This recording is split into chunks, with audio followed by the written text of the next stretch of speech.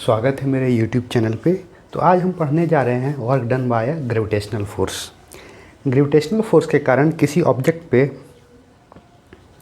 कितना work done किया जाता है। एक गेंद जो है वो v वेलोसिटी से ऊपर की ओर जा रही है, तो इस पे जो ग्रेविटेशनल फोर्स लगेगा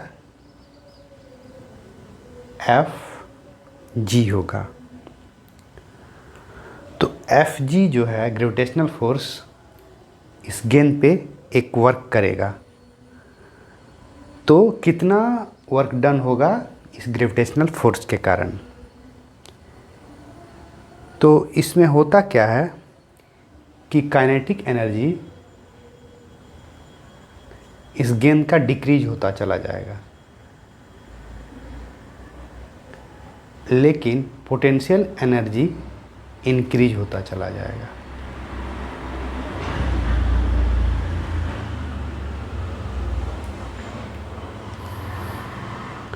और हम जानते हैं कि work done by any force होता है F d cos phi।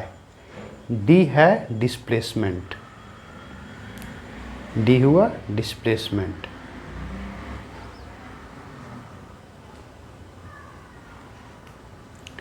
तो Fg कितना है, इस गेंद पे कितना फोर्स लग रहा है ग्रेविटेशनल फोर्स। Fg कितना है, mg है। तो W कितना हो जाएगा, mg d cos phi। ये हुआ वर्क किया गया ग्रेविटेशनल फोर्स के कारण।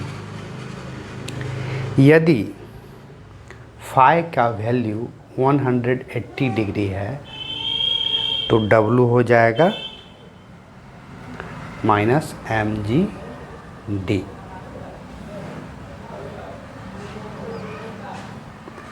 और यदि phi का वैल्यू 0 डिग्री है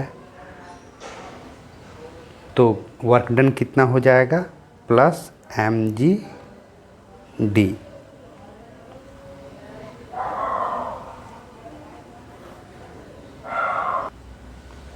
किसी स्प्रिंग फोर्स के कारण कितना वर्क डन किया जाता है किसी ऑब्जेक्ट पे।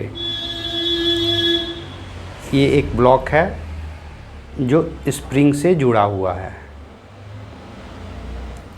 यह रेस्ट पोजीशन पे है, इस पे कोई फोर्स नहीं लग रहा है और डिस्प्लेसमेंट भी 0 है। ये हुआ ओरिजिन।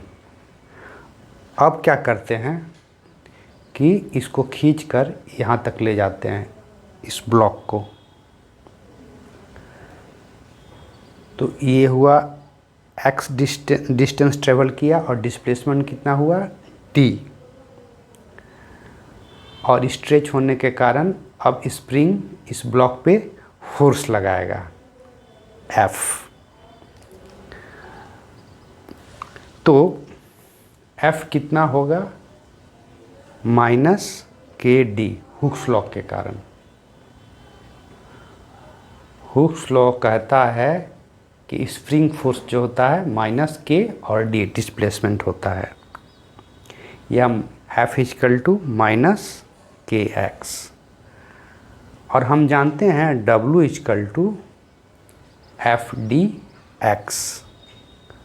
यदि इनिशियल पोजीशन xi है, फाइनल पोजीशन xf है, तो हम सिंपली इसको इसमें पुट कर देते हैं, तो हमको मिलेगा -kx dx xi xf। और ये हमको मिलेगा कितना, ½ kxi² -½ kxf², यानी कि W = ½ kxi² -½ kxf²।